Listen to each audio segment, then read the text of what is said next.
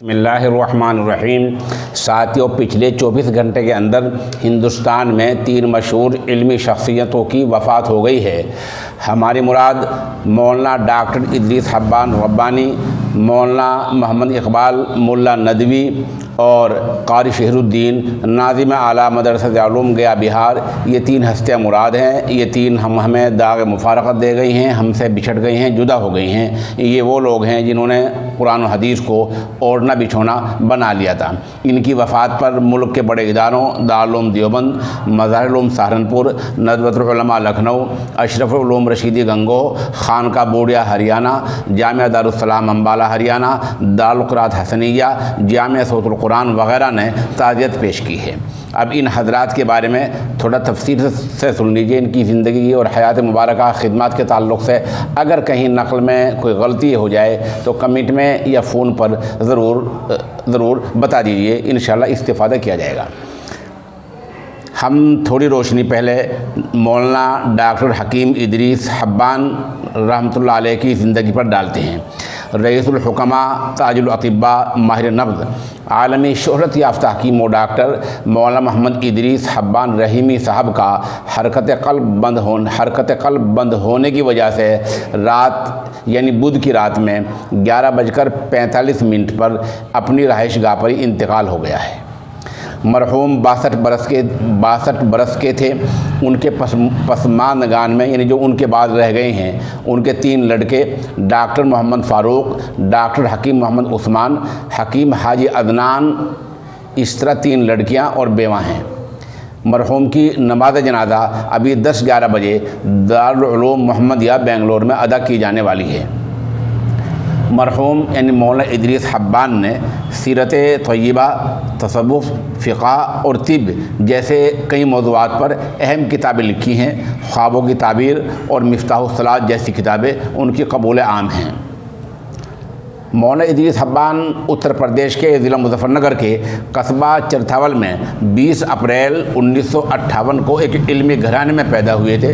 ان کی ابتدائی تعلیم قصبہ باغوں والے کے مدرسہ خادم الاسلام میں ہوئی ہے۔ بعد ازاں وہ دینی درسگاہ جامعہ اشرف العلوم رشید گنگوہ پہنچے، جہاں انہوں نے تعلیم مکمل کی۔ مرحوم نے شیخ الحدیث مولانا وسیم احمد گنگوہی اور استاد الاساتذہ جناب قاری محمد شریف صاحب سے علمی استفادہ کیا تھا، اور طب نبوی یعنی حکمتی لائن میں حکیم مصطفیٰ کامل رشیدی اور حکیم عبدالرشید محمود عرف ننو میاں سے استفادہ کیا تھا۔ یہ دونوں حضرات مولانا رشید صاحب گنگوہی رحمۃ اللہ علیہ کے جن کو ہم امام ربانی کہا جاتا ہے، ان کے خاندان سے ہیں۔ انہوں نے مولانا حبان صاحب نے ان سے ہی استفادہ کیا تھا حکمت میں۔ مولانا ادریس حبان کا جو ناقابل فراموش کارنامہ ہے، جو تاریخی کارنامہ ہے، وہ یہ ہے کہ انہوں نے فن طب کو، حکمت کے فن کو نئے سانچے میں، نئے قالب میں ڈھال دیا تھا۔ مرحوم نے دیسی نسخے، عرق، معجون تیار کرانے کے لیے نئی مشینیں لگائیں۔ ایکسپورٹ کا ایک بڑا کام جوڑا اسی لائن سے، پورے ملک میں اپنی دوائیں پھیلائیں۔ اس طرح انہوں نے قدیم ان پرانی طب کو نئے قالب میں ڈھال دیا اور ایک طرح سے اس عظیم و شریف فن کی تجدید کر دی۔ مولانا ادریس حبان نے 30 سال پہلے بنگلور میں رحیمی دواخانے کی بنیاد ڈالی تھی۔ اسی دوران آپ نے دارالعلوم محمدیہ کی بنیاد ڈالی۔ 1991 میں آپ کے زیر ادارت یعنی آپ کے زیر نگرانی نقوش ہند کے نام سے ماہنامہ کا اجرا عمل میں آیا، جس کا نام بعد میں نقوش عالم کر دیا گیا۔ یہ ماہنامہ آج بھی جاری ہے۔ ایک تو یہ بڑی موت ہوئی ہے، اور چند خدمات ہم نے آپ کے سامنے مولانا ادریس حبان کی پیش کی ہیں۔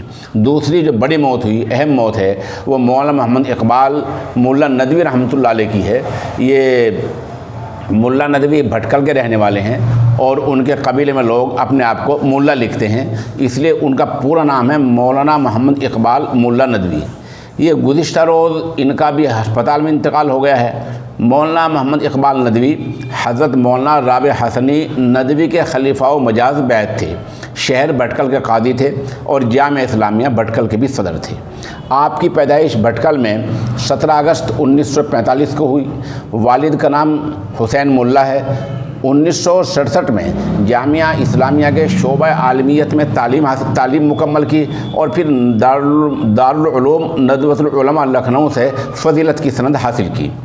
شروع کی تعلیم اسلامیہ اینگلو اردو ہائی اسکول بھٹکل میں ہوئی۔ آپ نے مسلم یونیورسٹی علی گڑھ سے ادیب کامل کا امتحان بھی پاس کیا۔ آپ کا شمار بھٹکل اور اطراف بھٹکل یعنی بھٹکل کے آس پاس کے علاقوں کی ان اہم شخصیات میں ہوتا ہے جنہوں نے اس علاقے میں خاموش طریقے سے علم دین کے فروغ اور صحیح اسلامی سوچ کی ترویج میں بڑا کردار ادا کیا ہے۔ دارالعلوم ندوۃ العلماء سے فارغ ہونے کے بعد جامعہ اسلامیہ کے ذمہ داروں نے ان پر زور ڈالا، ان کو بلایا اور ان کو اپنے یہاں استاد بنایا۔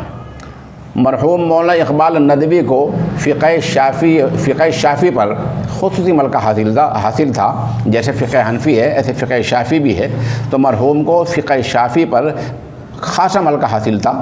8 سال تک انہوں نے جامعہ میں تدریسی خدمات انجام دی، یعنی پڑھایا، وہاں معلم رہے، اور پھر اس کے بعد امام کی حیثیت سے مسجد فاروقی سے منسلک ہو کر ان مسجد فاروقی میں امام بن کر اہل محلہ ہی نہیں بلکہ پورے شہر کا مرجع بن گئے اور پورے شہر کی اصلاح کی۔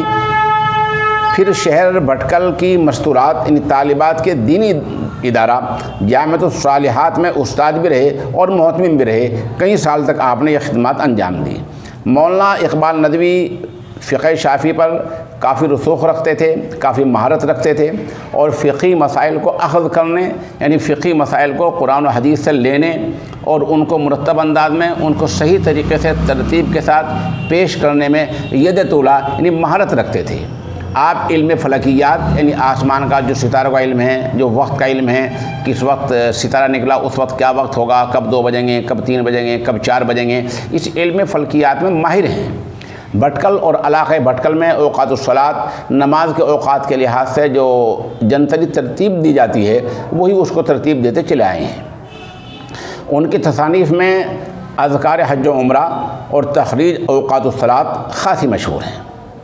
2 یہ تیسرا جو انتقال ہوا ہے قاری شہر الدین ناظم اعلیٰ مدرسہ ضیاء العلوم گیا بہار کے ہیں۔ ان کے حیات و خدمات کے بارے میں سوشل انڈیا نیوز کو ابھی زیادہ معلومات حاصل نہیں ہو پائی ہیں، بعد میں انشاءاللہ کسی وقت ان کے حیات و خدمات پیش کی جائیں گی۔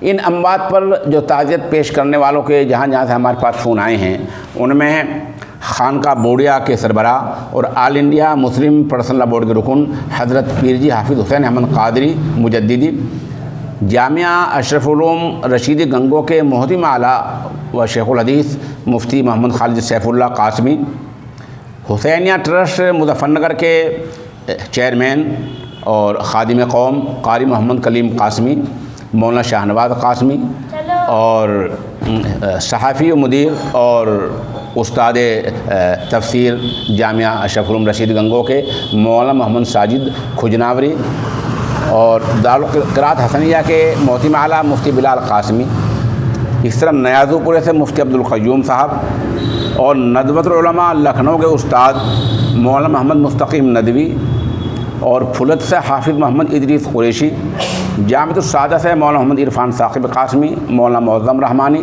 وغیرہ کے نام قابل ذکر ہیں۔ دوبارہ عرض کیے دیتا ہوں کہ اس ترتیب میں اور کہیں نقل بیانی میں کوئی خطا کوئی بات رہ گئی ہو تو برائے مہربانی وہ کمنٹ میں لکھ دیں۔ وما علینا الا البلاغ۔